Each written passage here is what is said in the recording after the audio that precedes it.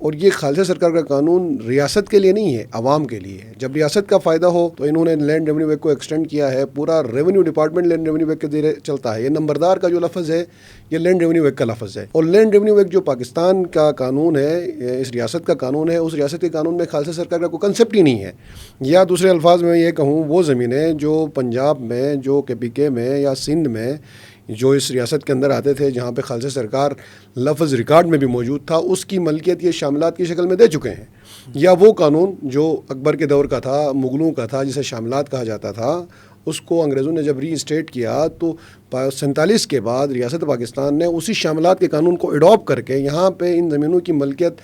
KPK کی زمینوں کی ملکیت پٹھانوں کو دے دی، پنجاب کی زمین کی ملکیت پنجابیوں کو دے دی، سندھ کی زمین کی ملکیت سندھیوں کو دے دی۔ تو ہمارا سوال یہ ہے کہ گلگت بلتستان کے اندر یہ خالصہ سرکار قانون ابھی تک امپلیمنٹ کیوں ہے؟ اور اس سے بھی بڑھ کے جو نوتوڑ 1978 ہے، جس میں یہ چیز بتائی گئی کہ خالصہ سرکار جو ریکارڈ میں زمین ہے اسے ہم اسٹیٹ لینڈ ڈکلیئر کرتے ہیں یا اسٹیٹ لینڈ مانتے ہیں، یہ قانون کس نے بنایا؟ اور